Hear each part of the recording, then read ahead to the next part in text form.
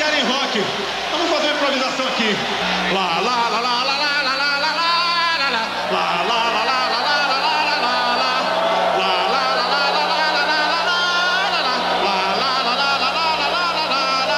O Rock in Rio 3 foi um grande acontecimento aqui no Brasil. Já fazia-se uns 16 anos daquela bem-sucedida empreitada onde Queen, Iron Maiden e muitas outras bandas passaram por aqui e deixaram saudade. Isso foi lá na longínqua edição de 1985 e depois de tanto tempo, tava na hora do Rock in Rio 3 pousar por aqui mais uma vez. A primeira edição do Rock in Rio rolou entre 11 e 20 de janeiro de 1985, num espaço montado para comportar as dimensões desse evento. O lugar era um terreno gigante de 250 mil metros quadrados, perto do Rio Centro, em Jacarepaguá, e ganhou o nome singelo de Cidade do Rock. Tinha um palco gigante, o maior do mundo até então, com 5 mil metros quadrados, fast foods enormes, 2 shoppings com um monte de lojas, 2 postos médicos e uma super estrutura que daria para atender quase 1,5 milhão de pessoas no evento. Só para você ter uma noção, dava para encaixar uns 5 Woodstocks nessa parada. As bandas daquela época não estavam muito acostumadas a vir para a América do Sul, então o pessoal daqui teve a chance de ver de perto seus ídolos. Logo na primeira edição do festival, várias bandas tanto lá de fora quanto daqui tocaram, como Queen, Iron Maiden, Scorpions e um monte de outras bandas. Só que depois do Rock in Rio, a Cidade do Rock foi demolida por ordem de Leonel Brizola. A organização tentou ficar por lá um tempo, para não perder a estrutura que tinham montado, mas aí o Brizola decretou a demolição para tomar de volta o terreno que era da cidade do Rio de Janeiro. Depois do sucesso absurdo do primeiro Rock in Rio, o Medina decidiu fazer uma segunda edição entre os dias 18 e 26 de janeiro de 1991, e assim veio o Rock in Rio 2, só que dessa vez ele foi no Maracanã. Eles arrumaram o gramado para encaixar o palco e mais um monte de gente, umas 700 mil pessoas. Elas foram conferir aquela estrutura toda em 9 dias de show, onde inclusive o Sepultura estreou pela primeira vez no festival.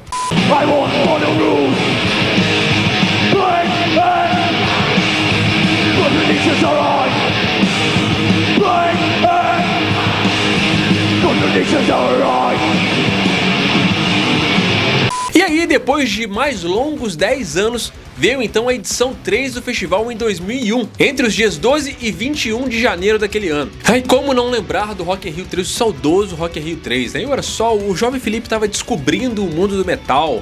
Eu fiquei encantado de ver o Iron Maiden subindo ao palco, executando as músicas do Brave New World. Já conheci o Iron, mas foi nesse show que definitivamente eu fiquei apaixonado pela banda, onde a gente viu grandes bandas subindo ao palco: Foo Fighters, Queens of the Stone Age, Silverchair. Cara, foi um festival realmente lendário e quem pôde estar lá, considere-se um felizardo, porque realmente foi um grande acontecimento pra gente naquela época. Esse festival aí aconteceu sobre um outro contexto, numa outra época, sobre outro contexto inclusive musical, onde outras bandas estavam surgindo e onde outras coisas estavam acontecendo. Isso inclusive levantou uma questão que muita gente se pergunta até hoje. Nessa mesma época, o cenário do rock aqui no Brasil estava numa grande efervescência.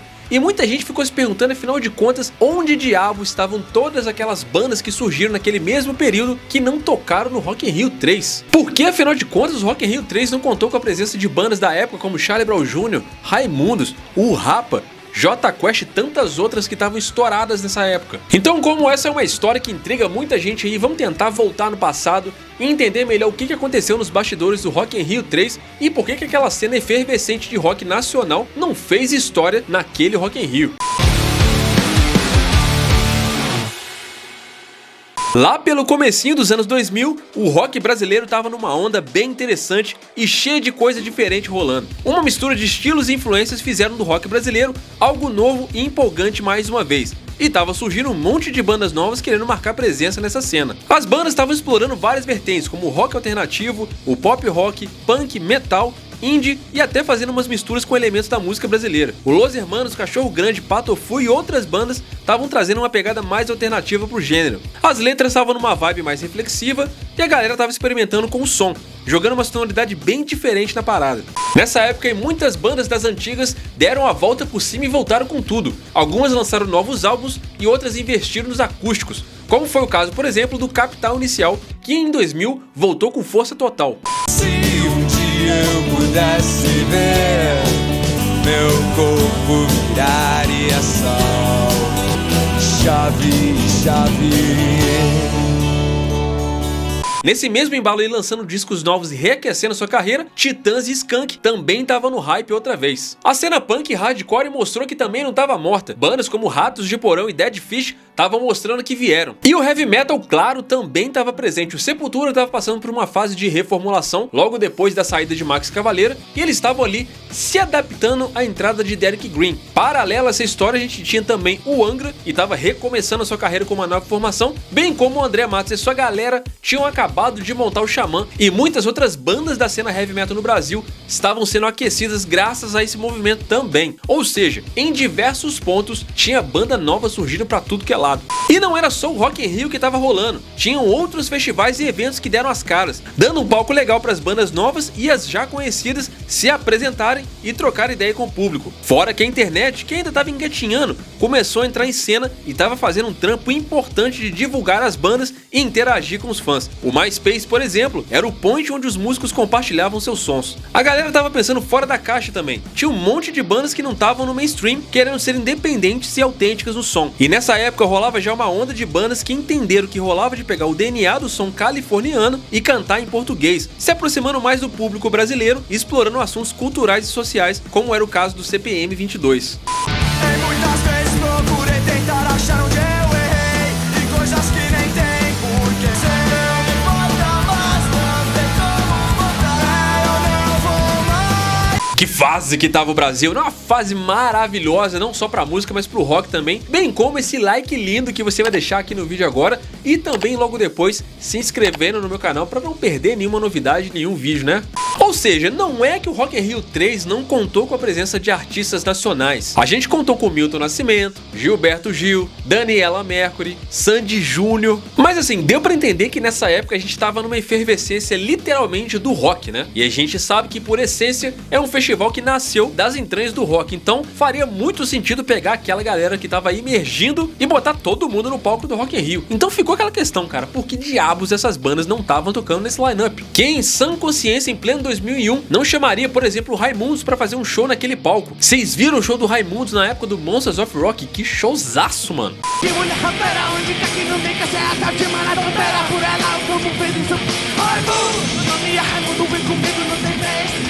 Por que diabos com aquela cena super aquecida essa banda não tava no Rock in Rio? A grande verdade é que o Rock in Rio queria sim essas bandas no palco do evento, mas acabou rolando uma situação meio chata e vamos dizer que algumas dessas bandas que tinham um nome bem grande na época decidiram fazer um grande boicote ao evento. O Rapa, Cidade Negra, Raimundos, Charlie Brown Jr., Skank e Jota Quest decidiram por conta própria não subir ao palco do Rock in Rio 3 em 2001. Os caras acharam que as condições estavam uma bagunça e que o evento não estava dando a estrutura certa que eles precisavam para subir ao palco. Mas é que a parada não foi tão simples assim como se fosse só uma frescura. Na época, cada uma dessas bandas aí tava levando um cachê de, na média, 20 mil reais. Só que aí, por exemplo, quando você vai olhar pro Sandy Júnior, os caras estavam ganhando em média 5 vezes mais, ou seja, cerca de 100 mil reais de cachê para subir aquele palco. Obviamente que isso incomodou muita gente, além de uns outros problemas. Tudo bem que a gente entende que uma dupla como a Sandy Júnior tinha um apelo comercial muito grande, e talvez naquela época ali, os organizadores do evento já estavam entendendo que iam precisar fazer uma amplitude um pouco maior para poder fazer aquele evento ser rentável. Eles não iam necessariamente focar só nas bandas de rock, porque precisavam tirar uma grana daquele evento. E como a gente bem sabe como é hoje em dia o Rock in Rio, eles precisavam focar muito mais em artistas pop para poder fazer uma grana e ter certeza que o evento ia lotar a ponto de ser rentável, do que necessariamente investir uma grana muito grande em bandas de rock, mesmo que naquela época essas bandas aí estivessem em alta. Isso daí foi um dos fatores que deixou essas bandas um pouco indignadas com o Rock in Rio, vamos dizer assim, naquela época.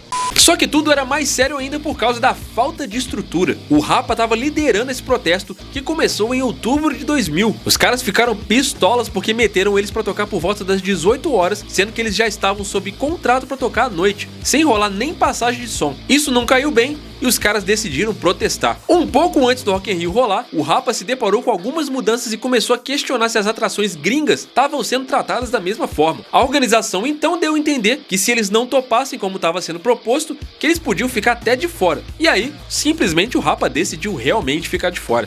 Só que aí, uma a uma, outras bandas foram meio que aderindo ao que o Rapa estava fazendo. Charlie Brown Jr., Skank, Cidade Negra e todas as outras meio que compraram o barulho do Rapa e decidiram que também não iam tocar tocar. Rolou um boicotão mesmo. Isso na verdade nem foi um movimento combinado e fez uma bagunça imensa no line-up do evento. E aí na época o Rock in Rio meio que teve que correr atrás de uma galera pra poder preencher aqueles espaços vazios. Na época os caras fizeram até um concurso de bandas novas pra poder encontrar artistas pra poder preencher esses gaps. E aí na época muita gente começou a se questionar, cara, será que o Rock in Rio realmente tá preocupado em promover as bandas da casa? Ou será que o evento realmente tá só preocupado com a questão da grana? Bom, isso pra mim aí nunca foi uma questão, né? O evento tem que se pagar, eu nunca vi questionamento nessa parada. Pra mim é uma coisa só, né? Você faz o evento, claro que você quer ter as bandas ali, mas você precisa de grana, né? Pra mim é trabalho pros caras, mano, só isso. O Roberto Medina bem que tentou negociar, mas não deu certo. Nem o Rapa, nem as outras bandas apareceram no evento. Curioso é que todas elas acabaram tocando em edições futuras, menos o Rapa. O Charlie Brown Jr., por exemplo, tocou no Rock in Rio em Lisboa em 2004. E o engraçado do Charlie Brown, cara, é que ficou durante um tempo rolando um boato de que o Charlie Brown não tinha tocado no Rock in Rio por questões de divergências entre empresários. Muita gente ficou um tempo acreditando aí que na real o empresário do Chorão tinha problema com o empresário do Capital Inicial, ou que a banda tinha problema com o Capital Inicial, e por conta disso acabou rolando umas divergências e os caras simplesmente não foram pro palco do Rock in Rio. Eu fazia muita exposição no estado do Rio, Sul Fluminense, vendia muito show pra prefeitura. E quando tinha o Rock in Rio, nenhum artista poderia se apresentar no estado do Rio se tivesse no Rock in Rio.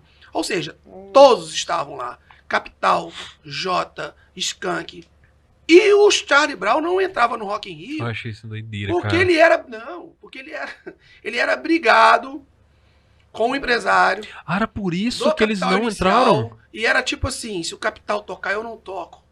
Aí, cara, acabou que umas participações muito loucas começaram a rolar justamente porque não tinha essas bandas pra preencher o gap. Vocês imaginam só, não era fácil trazer uma banda gringa pra cá pra tocar no palco do Rock in Rio, ainda mais de última hora. Dá pra imaginar um evento do tamanho do Rock in Rio naquela época, onde o Charlie Brown Jr. tava voando com o disco, nadando com os tubarões. Não ter essa banda no palco não faz sentido nenhum. Não faz mais sentido ainda substituir o Charlie Brown, por exemplo, por uma banda como o Surto, que era uma banda ótima, nada contra, inclusive, mas vamos combinar que em termos de dimensão, o Charlie Brown Jr. tava bem distante. Os caras participaram do Rock in Rio, eles inclusive tiveram que tocar aquele hit deles, A Cera, 2 vezes pra poder fazer o set deles caber naquela realidade.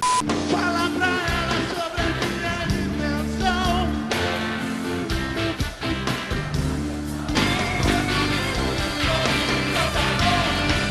E o jeitinho de falar que me virou cabeção. Só você. Isso explica também uma parada clássica do Rock in Rio 3. Lembra da chuva de garrafas que o Carlinhos Brown recebeu? Foi muito por causa dessa bagunça também, porque o coitado do Carlinhos Brown foi colocado pra tocar antes de Guns N' Roses, Papa Roach e Oasis. Vocês imaginam como é que a galera tava, o clima que a galera tava pra receber o Carlinhos Brown tocando axé, mano. Pode jogar o que você quiser, que eu sou da paz e nada me atinge. Nada me atinge, eu sou da paz.